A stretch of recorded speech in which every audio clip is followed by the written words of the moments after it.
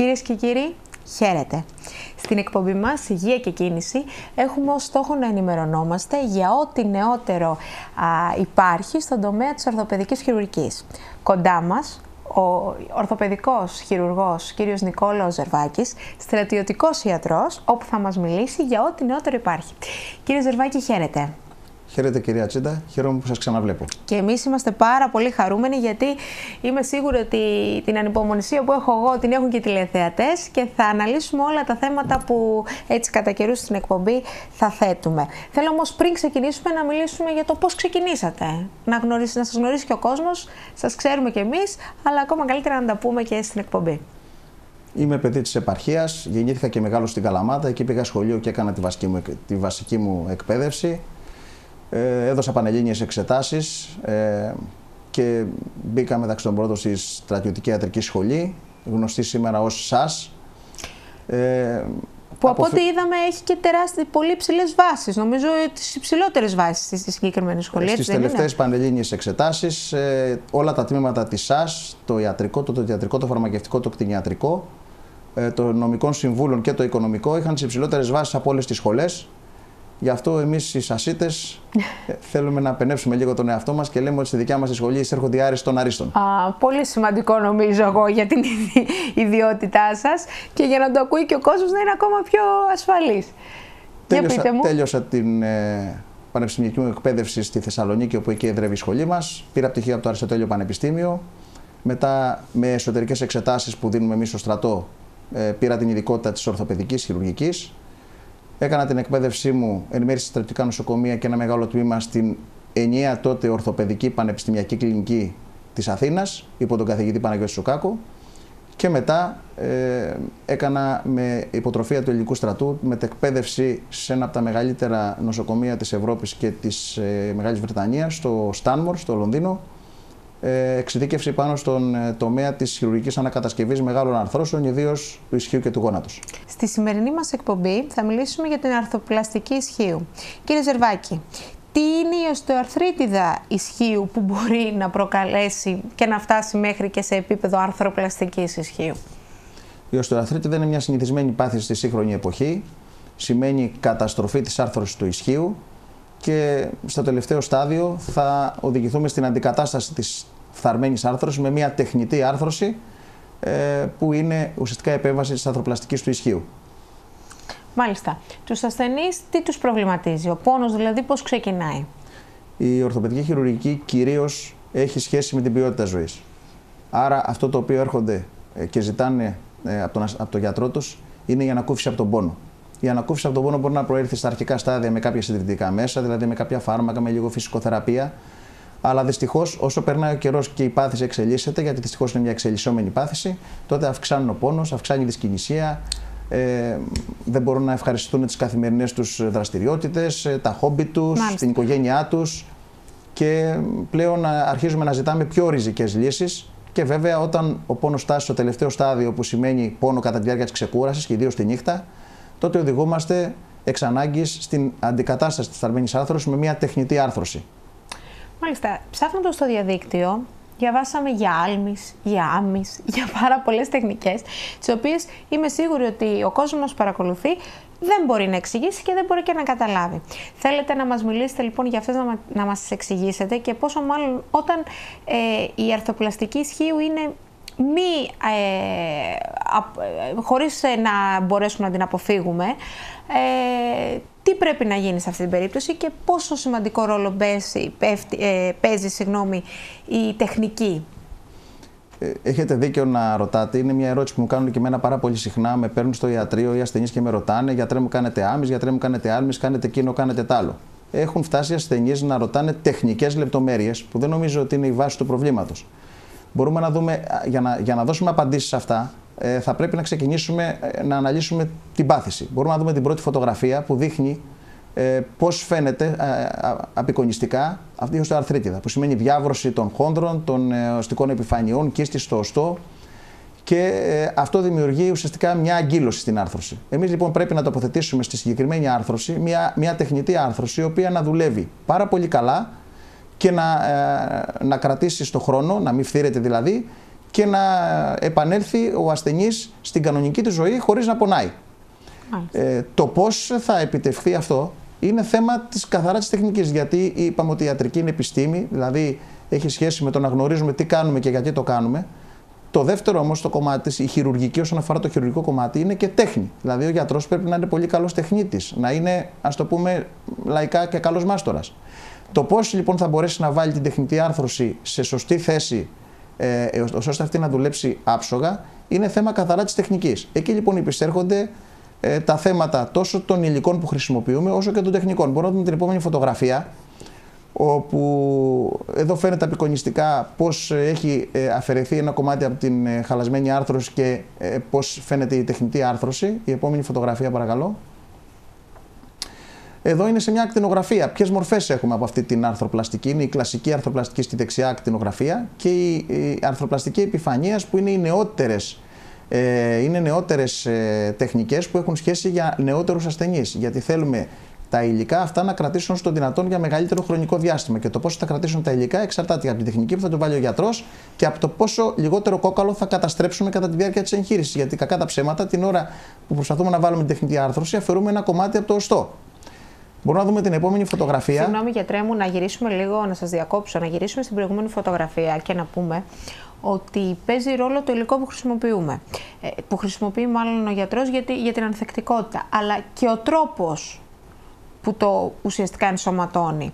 Πριν σας ρώτησα, πριν και την εκπομπή, διάφορες έτσι ερωτήσεις, δεν είναι επικίνδυνο να φύγει ή να ξεκολλήσει, ή δεν μπορώ να το πω με διαφορετικές, έτσι, με να χρησιμοποιήσω διαφορετικούς όρους, ώστε να είναι ασφαλής και να μπορεί ο ασθενής να κάθεται, να σηκώνει, να περπατάει, να σηκώνεται, να περπατάει, να κάνει να αθλείται. Είναι τόσο ασφαλή όλα αυτά τα υλικά? Έχετε απόλυτο δίκιο. Η χειρότερη επιπλοκή που μπορεί να συμβεί στον ασθενή και αφορά την αρθροπλαστική του ισχύου συγκεκριμένα, είναι να φύγει το πόδι από τη θέση του. Έτσι Μάλιστα. Το λέει ο κόσμος.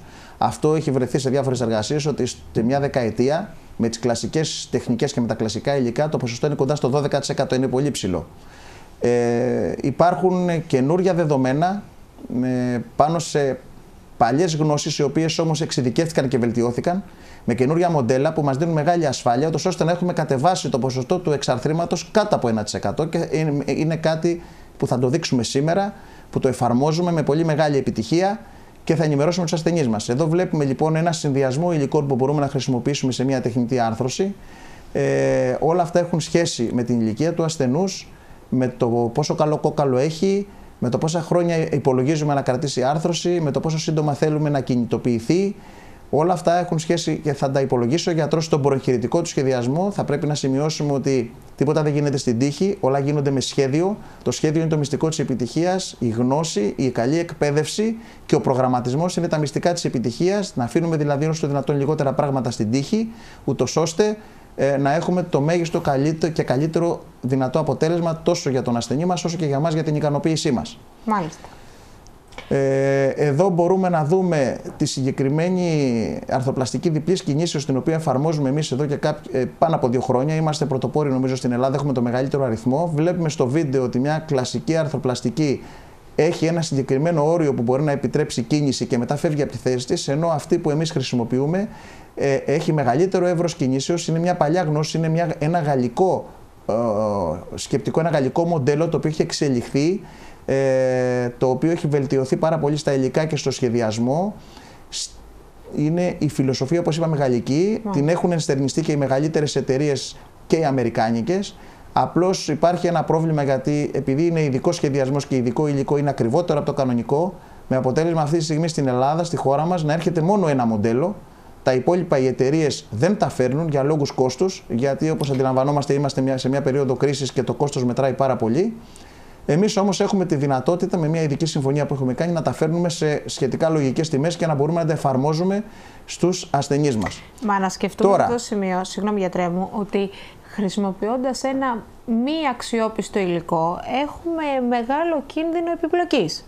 Άρα καλύτερα να είμαστε πιο ασφαλείς με την επιλογή πρώτα του γιατρού μας και να μπορούμε να επικοινωνούμε και να μας τα εξηγεί όλα τόσο καλά όπως ο κύριος Ζερβάκης, αλλά και με το υλικό που χρησιμοποιεί ο γιατρός. Δηλαδή, γιατί πολλοί ασθενείς μπαίνουν στη διαδικασία να ψάχνουν το πιο υλικό, το τι είναι το καλύτερο, το τι είναι το πιο ασφαλές. Έτσι δεν είναι?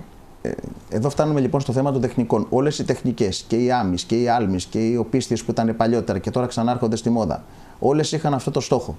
Να τοποθετηθεί το εμφύτευμα όσο το δυνατόν σε καλύτερη θέση και πιο σταθερό, τόσο ώστε να μην βγαίνει από τη θέση του. Μάλιστα. Γιατί κάθε τεχνική έχει πλεονεκτήματα και μειονεκτήματα. Δεν είναι όλες οι τεχνικές ίδιες για όλους τους ασθενείς. Οι πρόσθετες προσπελάσεις, όπως είναι οι άμεις και οι άλμεις, δεν είναι εύκολο να εφαρμοστούν, ή μάλλον είναι πολύ πιο δύσκολο και με περισσότερες επιπλοκές να εφαρμοστούν τόσο στους παχείς ασθενείς, όσο και στους πολύ μειώδεις.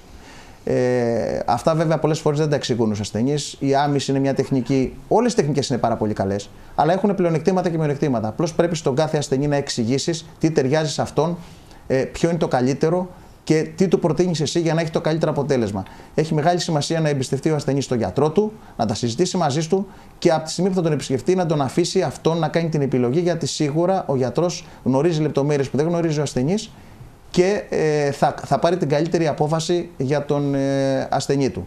Το δεύτερο μεγάλο ερώτημα το οποίο οι ασθενείς συνήθως συζητάνε για τον γιατρό είναι αν η επέμβαση ήταν ανέμακτη. Αυτός είναι ένας μύθος. Πρέπει να μάθουμε, για να μας σέβονται οι ασθενείς ως γιατρούς, πρέπει και εμείς να σεβόμαστε τους ασθενείς. Θα πρέπει να τους πούμε λοιπόν ότι δεν υπάρχει ανέμακτη επέμβαση. Και πρακτικά το θέμα δεν είναι το θέμα της τομής που κόβεις το δέρμα, αν θα κάνεις 10 ή 12 πόντους τομή, γιατί εκεί δεν χάνεις αίμα.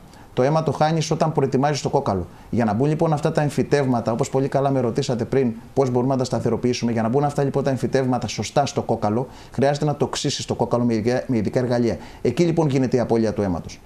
Άρα, όταν λέμε ανέμακτη επέμβαση, δεν εννοούμε μια επέμβαση, ή μάλλον δεν πρέπει να τους λέμε ότι δεν χάνουν αίμα. Απλώς φροντίζουμε με το σωστό προεγχειρητικό σχεδιασμό. Δηλαδή, να έχει ο ασθενής ένα καλό αιματοκρίτη, να ρυθμίσουμε τα φάρμακά του όπως είναι τα αντιπικτικά του, πριν μπει στο χειρουργείο. Και μέσα στο χειρουργείο, με διάφορες τεχνικές, όπως είναι να κρατάμε χαμηλή την πίεση, να χρησιμοποιούμε ουσίες όπως είναι το τρανσξεναμικό οξύ, που κάνουν αιμόσταση μέσα στο χειρουργείο, ώστε να έχουμε μικρότερες απώλειες αίματος, και με την καλή χειρουργική μας τεχνική, να χάσει τόσο αίμα, ούτως ώστε να μην χρειάζεται να μεταγγιστεί. Αυτό σημαίνει ανέμακτη επέμβαση και μπορώ να πω προσωπικά ότι 7 στους 10 ασθενείς μου δεν χρειάζεται να μεταγγιστούν μετά από τέτοιες επεμβάσεις. Ειδικές περιπτώσεις, μόνο ηλικιωμένοι ασθενείς που έχουν προβλήματα καρδιάς, που δεν θέλουμε να ζοριστεί η καρδιά τους, έχουμε μια μεγαλύτερη ευαισθησία και τους μεταγγίζουμε λίγο πιο εύκολα, γιατί εκεί επισέρχεται και ο παράγων να μην κινδυνεύσει η ζωή του. Αυτά ήθελα να πω και να λύσουμε κάποιες απορίες βασικές στους ασθενείς. Δεν είναι δηλαδή τώρα ποια τομή θα κάνεις, είναι θέμα πόσο καλά ξέρεις να κάνεις αυτό που θα κάνεις, για να το βάλεις την πρόθεση σωστά και να επιλέξεις το κατάλληλο υλικό, να κρατήσει πάρα πολλά χρόνια και να το ξεχάσει ο ασθενής για όλη την υπόλοιπη ζωή του. Γιατρέ μου, θέλω να μείνουμε στην τεχνική σχετικά με την dual mobility που μας αναφέρατε. Να πούμε ότι είστε ο πρώτος στην Ελλάδα που εφαρμόζει τη συγκεκριμένη τεχνική με τα περισσότερα περιστατικά και με τις μεγαλύτερες επιτυχίες, και να μας μιλήσετε, οι ασθενείς που έρχονται σε επαφή μαζί σας το ζητάνε, τους το εξηγείτε ουσιαστικά, αναλύετε τα βήματα που θα ακολουθήσουν πριν, κατά τη διάρκεια της επέμβασης και μετά? Και ρωτάω για όλα αυτά για να είναι αφορμή για τον κόσμο, μπαίνοντας να ενημερωθεί για σας είτε στο site σας www.unicologservakis.gr είτε μέσα από την εκπομπή Υγεία και Κίνηση, να παίρνουν μία αίσθηση για το πόσο ο γιατρός πλησιάζει το πρόβλημα του ασθενούς. Οπότε θέλω να μου πείτε, σας τα ψάχνουν όλα αυτά, έρχονται σε επαφή μαζί σας και τι σας ρωτάνε? Κοιτάξτε, οι ασθενείς γενικώς ψάχνουν. Και σήμερα που το ίντερνετ έχει μπει στη ζωή μας, ψάχνουν πολλά πράγματα. Δεν μπορούν να ξέρουν βέβαια τέτοιες τεχνικές λεπτομέρειες. Απλώς όταν κάποιος ασθενής έρθει σε μένα, εγώ αφού του εξηγήσω όλη τη φιλοσοφία και τον τρόπο που σκέφτομαι να αντιμετωπίσει το πρόβλημα, του εξηγώ ότι τουλάχιστον στη μεγάλη πλειοψηφία των ασθενών, εκτός από τους πολύ νέους, εφαρμόζω αυτό το μοντέλο, το οποίο μου δίνει μεγάλη σταθερότητα. Έχει τις τεχνικές του λεπτομέρειες, τα είδα σε συνέδρια που πήγα στο εξωτερικό εδώ και 2-3 χρόνια, μελέτησα τη βιβλιογραφία, πήγα στο εργοστάσιο που κατασκευάζεται, μίλησα με τους τεχνικούς, είδα τα πλεονεκτήματα και από τότε που άρχισα να το εφαρμόζω είμαι πάρα πολύ ευχαριστημένος. Δηλαδή, περιορισμούς που βάζαμε στους ασθενείς μετά το χειρουργείο, προσέξτε πώς θα καθίσετε, προσέξτε την τουαλέτα, προσέξτε το βαθύ κάθισμα, προσέξτε πώς θα κινηθείτε, προσέξτε ποιο πόδι θα βάλετε μπροστά. Και τώρα βέβαια εξακολουθούν να τους λέμε, αλλά έχω πολύ λιγότερο άγχος ότι θα συμβεί κάτι γιατί ο ασθενής δεν έχει καταλάβει κάποια λεπτομέρεια. Και αυτό γιατί όταν μπει η πρόθεση σωστά, ο ασθενής δεν πονάει και νομίζω ότι έγινε καλά. Δεν πρέπει να ξεχνάμε ότι υπάρχει κάποια μαλακά μόρια τα οποία θα πρέπει να υπουλωθούν. Άρα και η φύση, όταν έχει μάθει να περπατάει με έναν τρόπο λόγω του πόνου διαφορετικό, θα πρέπει και το κορμί του να εκπαιδευτεί να μάθει να περπατάει με φυσιολογικό τρόπο. Μάλιστα. Εγώ να πω σε αυτό το σημείο ότι ο κύριος Ζερβάκης ενημερώνεται σε όλα τα τελευταία συνέδρια, από ότι πρόλαβα να ξεκλέψω κάποιες πληροφορίες πριν ξεκινήσει η εκπομπή. Παρακολουθεί όλα τα νέα συνέδρια. Την προηγούμενη χρονιά, όπως μου είπατε κύριε Ζερβάκη, παρακολουθήσετε 2 συνέδρια και μάθατε τις τελευταίες εξελίξεις και τις εφαρμόζετε. Είναι 2 πανευρωπαϊκά συνέδρια μεγάλα. Το Πανευρωπαϊκό Ορθοπαιδικό Συνέδριο και το Πανευρωπαϊκό Συνέδριο των Αθλητικών Κακώσεων. Και βέβαια μπορούμε να μιλήσουμε και για άλλα διήμερα, τριήμερα, τα οποία πηγαίνουμε, ξεκλέβουμε για διάφορες τεχνικές σε κάποια εξειδικευμένα κέντρα να δούμε κάποιες τεχνικές λεπτομέρειες. Πολύ σημαντικό. Θέλω να περάσουμε σε περιστατικά σας. Ναι. Αν δεν εκτός αν θέλετε να προσθέσετε κάτι σχετικά με την τεχνική και με οτιδήποτε άλλο. Νομίζω ότι είπαμε αρκετά στη θεωρία και καλό είναι να δούμε και τα αποτελέσματα, γιατί η εικόνα μιλάει μόνη της. Ανυπομονώ να δούμε περιστατικά και να τα σχολιάσουμε μαζί. Εδώ πρόκειται για ένα νέο άνθρωπο. Βλέπουμε ότι το αριστερό του ηχείου είναι κατεστραμμένο. Αυτό δεν είναι σύνηθες. Είναι από μια απάθηση που λέγεται οστεονέκρωση. Βέβαια, καταλήγει και αυτό σε καταστροφή σε οστεοαρθρίτιδα του ισχύου. Είναι πολύ άσχημο ένας νέος άνθρωπος να φτάσει να τοποθετηθεί μια τεχνητή άρθρωση. Εν πάση περιπτώσει, ήταν αναγκαίο, διότι αυτό μπορούμε να δούμε την επόμενη φωτογραφία. Αυτή είναι μια αρθροπλαστική επιφανεία που μπαίνει κυρίως σε νέους ανθρώπους.